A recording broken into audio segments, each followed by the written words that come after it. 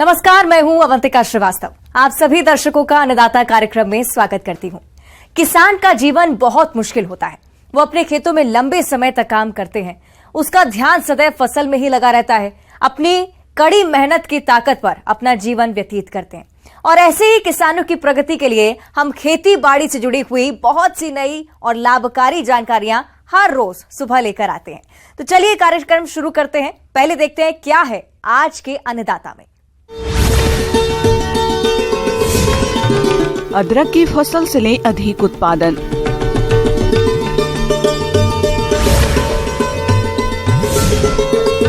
कपास की फसल में समय पर करें कीट रोग नियंत्रण।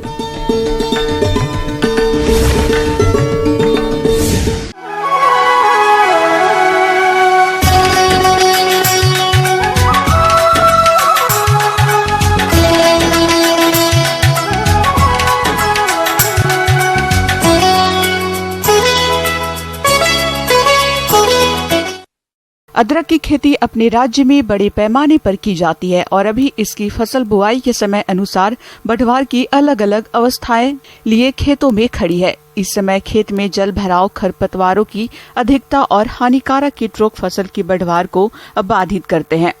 इसलिए फसल में कुछ जरूरी प्रबंधनों को करने की जरूरत होती है, जिसके बारे में बता रहे हैं विषय विशेषज्ञ शिशुपाल सिंह राजपूत।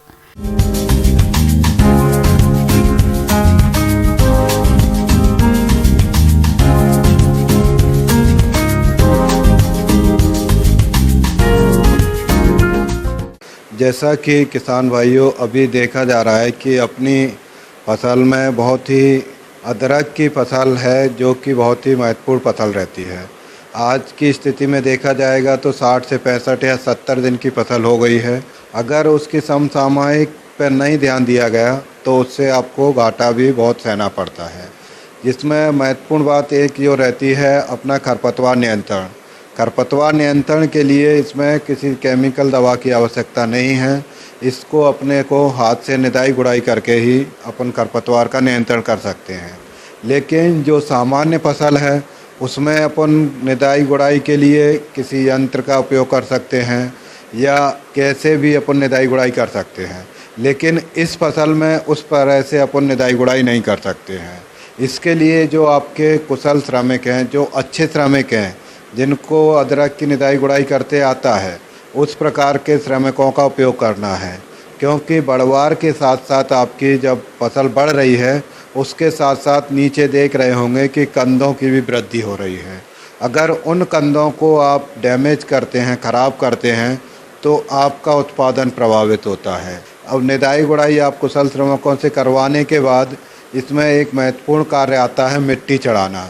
जैसे ही आपने निदाई गुड़ाई ख़त्म की है उसमें जो अपने कंद जहाँ बन रहे हैं उनके ऊपर आप मिट्टी चढ़ा देंगे तो कंदों का आकार बढ़ता है और आपकी अदरक की फसल अच्छी उत्पादन होने की संभावना रहती है। अदरक बरसात वाली फसल है, इसलिए इसमें सिंचाई की आवश्यकता नहीं होती है। लेकिन अक्टूबर नवंबर माह में वर्षा नहीं होने की परिस्थिति में सिंचाई करना आवश्यक हो जाता है, क्योंकि अक्टूबर और नवंबर माह में अदरक की गांठ बनती है और उसका विकास होता है। इसलिए अक्टूबर और नवंबर माह में खेतों के अंदर अधिक नमी होनी चाहिए। इसके बाद जैसे दूसरा अपना बिंदु आता है जल प्रबंधक एवं जो अपना अधिक जल हो जाता है उसको निकालना। इसके लिए आवश्यक होता है कि जैसे ज़्यादातर किसान अपन ने देखे हैं कि मेड़ों पे ही या रिज बेड प्लांटर से ही अपना अदरक की खेती करते हैं। लगातार बारिश होने के कारण भी अपने खेत में अधिक पानी रहता है। इसमें देखते हैं कि अपनी जो नालियां हैं उनको बिल्कुल साफ़ सफाई रखें। कभी भी उनमें ये न रहे कि कहीं कचरा आ रहा है या जाम हो रही है। तो अपने को जल निकास करना नितांत आवश्यक है। जल निकास के साथ साथ ये भी देखने अपने को पड़ता है कि लंबे समय से अगर बारिश नहीं हुई है तो ये नहीं कि अपने खेत में दरारें पड़ जाएं, नमी कम न रहे। नमी बहुत आवश्यक है, लेकिन शुष्क नहीं रखना है अपने को खेत में। ना अपने को ज़्यादा नमी रखना है, ना शुष्क रखना है। इन दो बातों को अपने को ध्यान में रखकर ही अदरक की फसल लगाना चाहिए, जिससे अपन अधिक उत्पादन प्राप्त कर सकते हैं। अदरक की फसल में पलवार बिछाना बहुत ही लाभदायक होता है। रोपण के तुरंत बाद हरी पत्तियां या लंबी घास पलवार के लिए उपयोग किया जा सकता है। इसके बाद दोबारा रोपण के 40 दिन और 90 दिन के बाद बिछाते हैं। पलवार बिछाने के लिए उपलब्धता अनुसार गोबर की सड़ी खाद और पत्तियां, धान का पूरा प्रयोग किया जा सकता है। काली पॉलीथीन को भी खेत में बिछाकर पलवार का काम लिया जा सकता है। अब अगर अदरक में पोषक तत्व प्रबंधन की बात करें तो इस समय क्या क्या कर सकते हैं उसके बारे में मैं आपको बताना चाहता हूँ। नाइट्रोजन 1/3 हिस्सा देते हैं बुवाई के समय, फास्फोरस, पोटास, जिंक, सल्फर सभी पूरा डोज अपन दे देते हैं बुवाई या जुताई के समय, लेकिन नाइट्रोजन का 1/3 हिस्सा देते हैं।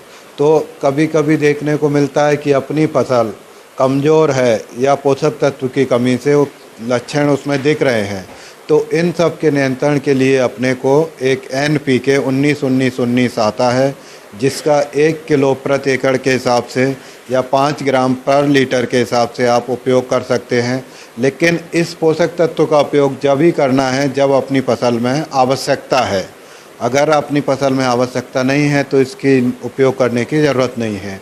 इसके अलावा अगर फिर भी अपनी फसल कमज़ोर दिखती है तो एक 0-52-34 करके आता है, जिसमें 0% नाइट्रोजन रहती है, 52 फास्फोरस और 34% पोटास रहता है।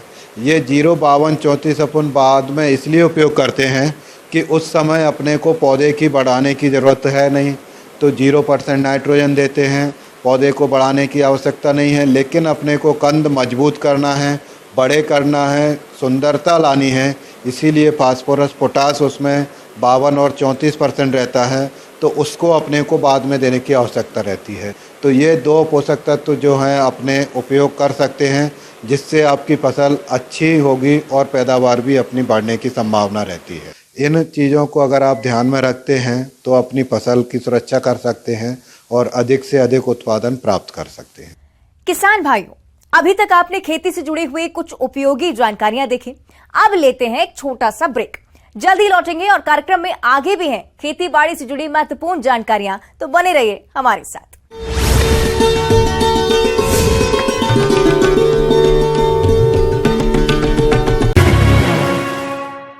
ब्रेक के बाद आप सभी दर्शकों का अन्नदाता में स्वागत है। चलिए अब रुक करते हैं अगली कड़ी की ओर।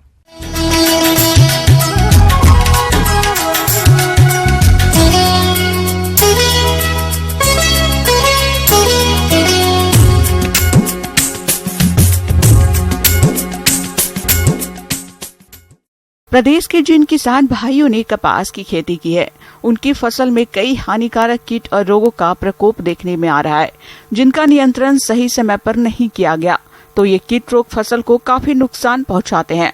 इसलिए आप किस प्रकार से करें इन कीट रोग की रोकथाम, इसके बारे में जानकारी दे रहे हैं कृषि विशेषज्ञ डॉक्टर सुनील कुमार।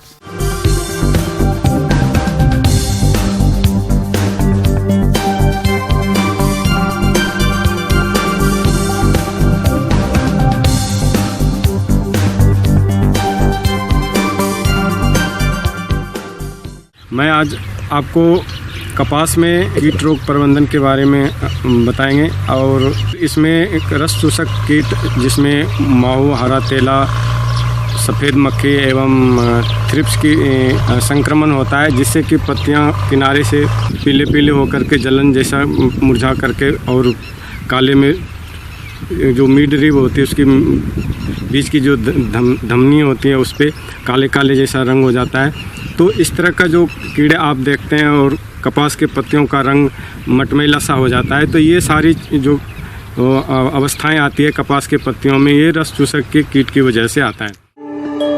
प्रदेश के बहुत से किसान भाई अच्छे मुनाफे के लिए कपास की खेती किए हैं।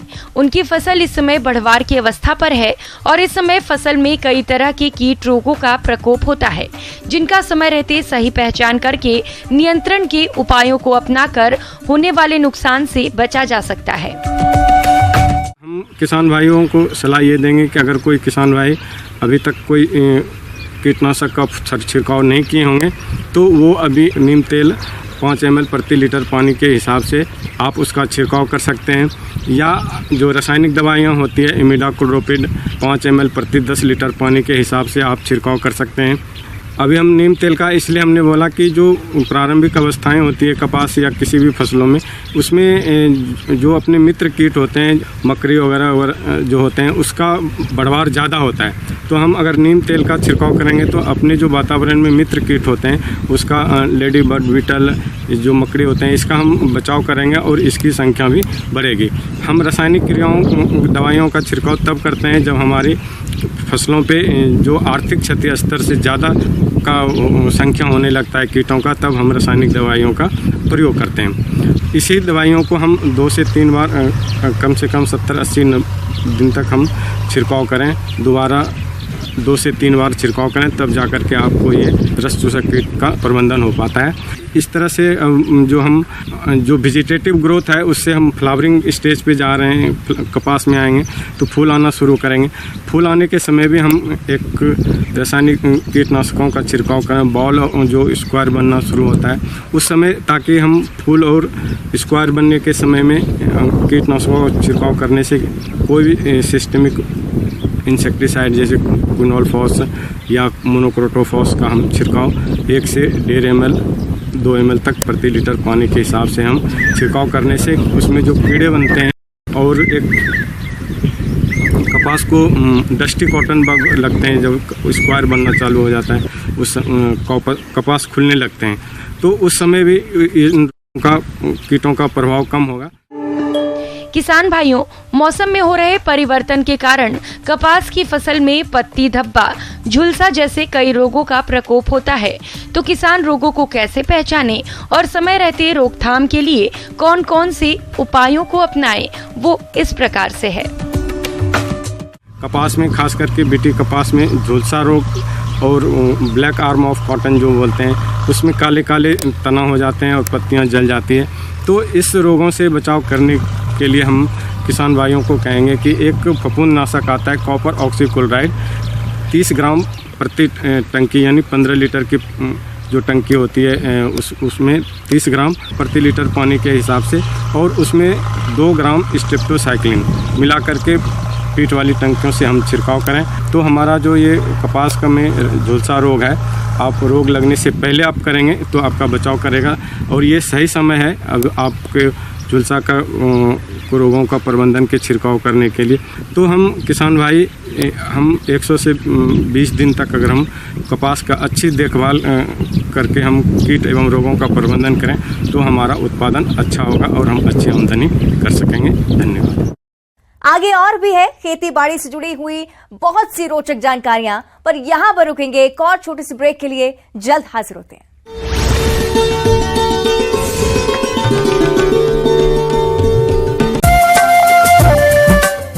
मौसम के अनुसार प्रबंधनों पर ही टिकी है आपकी खेती बाड़ी, इसलिए मौसम पूर्वानुमान और उस पर आधारित साप्ताहिक कृषि सलाह इस प्रकार है।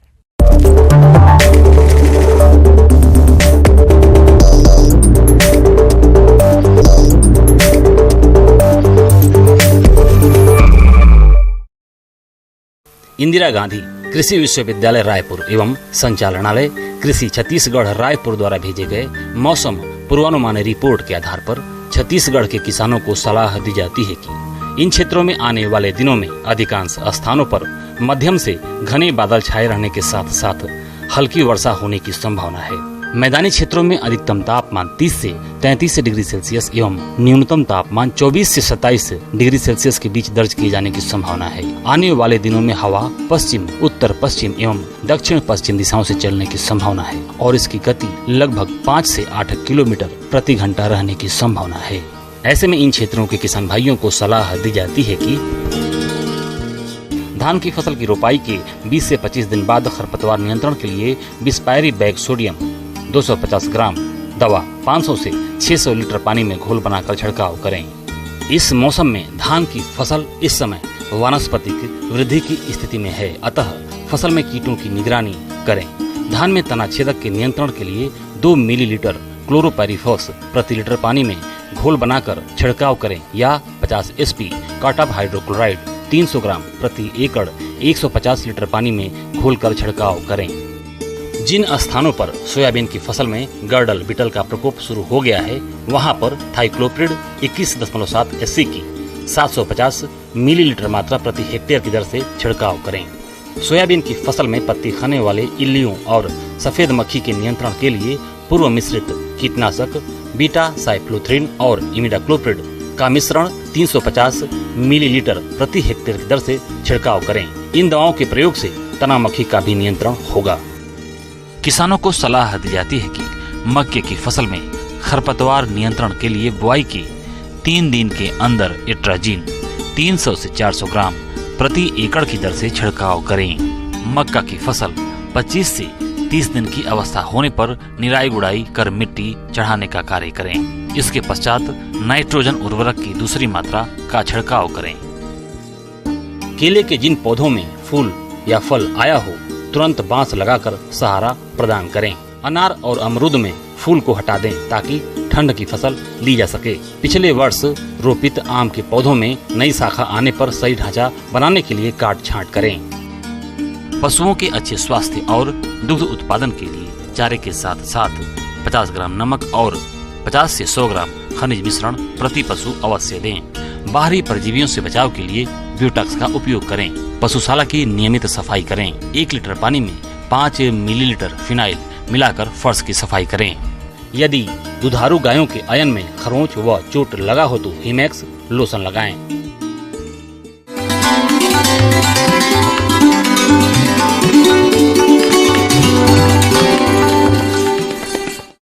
अन्नदाता हेल्पलाइन निशुल्क फोन संपर्क सेवा के माध्यम से आपके द्वारा पूछे गए प्रश्नों में से 1 या 2 महत्वपूर्ण प्रश्न को हम अपने कार्यक्रम में शामिल करते हैं।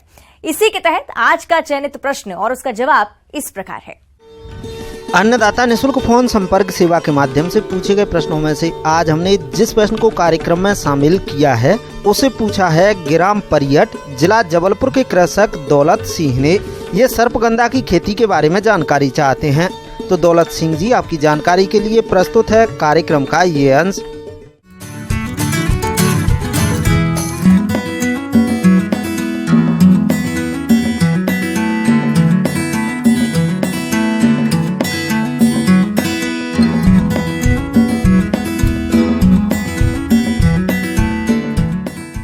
आज हम चर्चा करते हैं सर्पगंधा के बारे में, जिसे रॉल्फिया सर्पेंटिना कहा जाता है। ये बहुत ही महत्वपूर्ण औषधि प्रजाति होती है और जिसका इस्तेमाल हाइपरटेंशन की मेडिसिन या ब्लड प्रेशर जो होता है उसके दवा के निर्माण के लिए उपयोग किया जाता है। पूरे यदि भारतवर्ष में देखा जाए तो इसकी 3 वैरायटी है। एक सिमसील वैरायटी जो कि CMAP central institute of medicinal and aromatic plants Lucknow के द्वारा विकसित की गई है, और 2 वैरायटी जो है TFRI RS1 और TFRI RS2 जो कि TFRI जो मेरा पूर्व संस्थान है उस वहाँ मैंने रह करके विकसित किया है। और ये 3 प्रजाति पूरे भारतवर्ष में उपलब्ध हैं और इसके सीड्स हमारे यहाँ भी उपलब्ध हो सकते हैं यदि किसान बंधु चाहें तो। सर्पगंधा की खेती के लिए बलुई, दोमट और भारी भूमियां उपयुक्त होती है। साथ ही जीवाश्म युक्त भूमियों में भी इसकी खेती सफलतापूर्वक की जा सकती है। इसकी खेती के लिए गर्मियों में खेत की गहरी जुताई करके खुला छोड़ दें और पहली बरसात के बाद 10 से 12 टन गोबर की खाद खेत में डालकर अच्छी तरह मिला दें।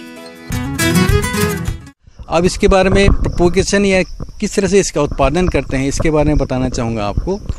इसको सीड के द्वारा उगाया जा सकता है और इसके जो रूट शकर होता है या ट्यूबर जो होता है उसके द्वारा इसको उगाया जा सकता है। सीड द्वारा उगाने के लिए जो है हम सीड प्राप्त करते हैं, जो कि आप देख रहे हैं किस तरह से सीड लगे हुए हैं। इस तरह से लगे हुए सीड को आप हल्का सा रब कर दें या हल्का सा इसको रेतमार कागज़ या सैंड पेपर जो होता है उससे रगड़ करके, एक केमिकल होता है GA3 जिसे जिब्रेलिक एसिड कहते हैं, उसके द्वारा थोड़ा सा ट्रीटमेंट दे करके, ओवरनाइट ट्रीटमेंट दे करके हम दूसरी सुबह इसको लगा देते हैं। तो इस तरह से आपको भरपूर सीड स्टॉक जो है या सीडलिंग स्टॉक जो है आपका तैयार हो जाता है रोपण करने के लिए। सर्पगंधा की बीज द्वारा बुआई। अच्छे जीवित बीजों को छिटक कर बोया जा सकता है। अच्छे बीजों के चुनाव के लिए उन्हें पानी में 24 घंटे तक भिगो कर रखें। इस दौरान जो बीज पानी में ऊपर तैरते हैं उन्हें निकाल कर अलग कर दें। सर्पगंधा के 30 से 40% बीज ही उगते हैं, इसलिए हेक्टेयर में करीब 6 से 8 किलो बीज की आवश्यकता होती है। इसका बीज काफी महंगा होता है, अतः पहले नर्सरी बनाकर पौधा तैयार करना चाहिए। इसके लिए 10 गुना 10 मीटर क्यारियों में पकी गोबर की खाद डालकर छायादार स्थान पर पौध तैयार करें। बीजों को 2 से 3 सेंटीमीटर जमीन के नीचे लगाकर हजारे की सहायता से पानी दे। 20 से 40 दिन के अंदर बीज उपजना शुरू हो जाते हैं। मध्य जुलाई में पौधे खेतों में रोपण के लिए तैयार हो जाते हैं। और इसके रोपण की तकनीक के बारे में बताना चाहूँगा कि 50 सेंटीमीटर बाई 50 सेंटीमीटर के स्पेसिंग पे हम इसका रोपण करते हैं। इस तरह से प्रति एकड़ कम से कम 25,000 या 22,000 के आसपास पौधा लगाया जा सकता है। जड़ों द्वारा बुआई। लगभग 5 सेंटीमीटर जड़ कटिंग को खाद, मिट्टी व रेत में मिलाकर बनाई गई क्यारियों में लगाएं और क्यारियों को उचित मात्रा में पानी लगाकर नम रखें। जुलाई से अगस्त माह में जड़ों से कल्ले फूटने लगते हैं। इनको 45 गुना 3 सेंटीमीटर दूरी पर रोपित करें। 1 हेक्टेयर के लिए लगभग 100 किलोग्राम जड़ कटिंग की आवश्यकता होती है। तने द्वारा बुआई। इसके लिए तने की 15 से 22 सेंटीमीटर कटिंग को जून से जुलाई माह में नर्सरी में लगाते हैं। जब जड़ें व पत्तियां निकल आएं तथा उनमें अच्छी वृद्धि होने लगे तो कटिंग को निकालकर खेतों में लगाया जा सकता है। शुरुआती अवस्था में पौधों को कीट और रोगों से बचाने के लिए रुपाई से पहले पौधों को उपचारित करना जरूरी होता है। इसके लिए पौधों की जड़ों को फफूंदनाशक दवा के घोल में 10 से 20 मिनट तक डुबा कर रखें। बरसात का समय इसकी रुपाई के लिए उपयुक्त रहता है, इसलिए आप इसकी रुपाई मध्य जून से सितंबर तक कर सकते हैं। चूँकि ये शेड लविंग या छाया वाली जगह पे होता है ये क्रॉप, तो इसीलिए आप प्रयास ये करें कि जहाँ पर पहले से कोई ट्री वगैरह मौजूद हैं, जहाँ पर प्राकृतिक रूप से छाया पड़ रही है, वैसी जगह पर इसको लगाया जाना चाहिए, जिससे इसका उपज जो है वो ज़्यादा मिलता है हमको। सर्पगंधा की 50 से 60 दिन की पौध जिसकी ऊंचाई 7 से 10 सेंटीमीटर हो, उसकी रोपाई आप कर सकते हैं। नर्सरी से पौध उखाड़ने समय इस बात का ध्यान रखें कि पौध की जड़ टूटने ना पाए। और यदि आप अप्लाई करना चाहते हैं, हालांकि ये खाद्य पदार्थ के तौर पे यूज होता है, चूँकि इसका रूट यील्ड बहुत इंपॉर्टेंट होता है, इसलिए मैं इसमें FIM या गोबर खाद जो है वो रिकमेंड करता हूँ। लेकिन अधिक उत्पादकता के लिए जो है कम से कम 10 से 15 किलोग्राम खाद जो है NPK का, नाइट्रोजन, पोटेशियम और फास्फोरस, उसका यूनिफॉर्मली पूरे खेत पे आप प्रति एकड़ मिला दें और इस तरह से 0.5 बाई 0.5 मीटर के स्पेसिंग पे आप इसको लगा करके आप अपनी उपज को बढ़ा सकते हैं। और इसके उपज के बारे में बताना चाहूँ तो कम से कम 350 से 450 जो रूट यील्ड है, रूट यील्ड मीन्स इसका जो जड़ है वो इम्पोर्टेंट पार्ट होता है इसका, क्योंकि इसके जड़ के अंदर ही रिसर्पिन कंटेंट जो एक बहुत ही महत्वपूर्ण एल्कलाइड होता है वो मौजूद होता है। एकड़ की बात करूँ मैं तो आपको कम से कम 2200 या 2500 किलोग्राम के आसपास आपको पूरा उपज मिल सकता है। और इसका जो उपज का कॉस्ट होता है वो यदि मैं नेशनल लेवल की बात करूँ, जैसे कि मुख्य बाज़ार जो है यहाँ पर सेंट्रल इंडिया में कटनी में बहुत बड़ा बाज़ार है इसका, रतलाम में है, रायपुर में है और धमतरी छत्तीसगढ़ में। और एक टोटल इकोनॉमिक्स यदि बात करूँ मैं तो इसको लगाने का खर्चा कम से कम 48,000 के आसपास लागत पड़ता है इसका। और इसका जो आपका टोटल जो इससे उपज मिलती है उसका कॉस्ट करीब करीब पड़ता है 2,80,000 के आसपास, 2,20,000 के आसपास आपका शुद्ध इनकम होता है। इस तरह से ये सर्पगंधा लगा करके आप अपनी आय को बढ़ा सकते हैं।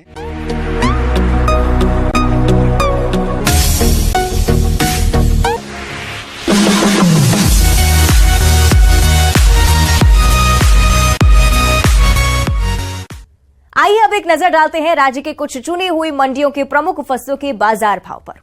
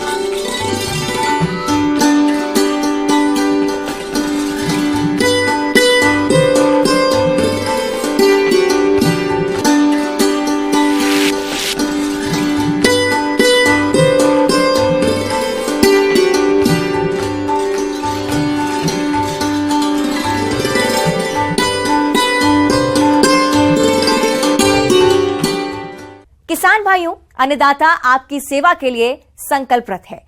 कृषि संबंधित समस्या और सुझावों के लिए आप हमें इस पते पर संपर्क कर सकते हैं।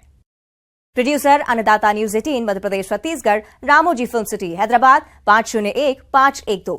साथ ही आप हमें ईमेल भी कर सकते हैं। हमारा ईमेल है p18annadatamp@nw18.com। इसके अतिरिक्त आप हमें निःशुल्क हेल्पलाइन नंबर 1800-889-2163 पर सोमवार से शनिवार सुबह 10 बजे से शाम 4 बजे के बीच संपर्क कर सकते हैं। किसान भाइयों, अब समय हो रहा है आपसे विदा लेने का, तो हमारी अन्नदाता टीम को दीजिए इजाजत। कल फिर आपसे मुलाकात होगी कृषि संबंधित कुछ और महत्वपूर्ण जानकारियों के साथ। नमस्कार।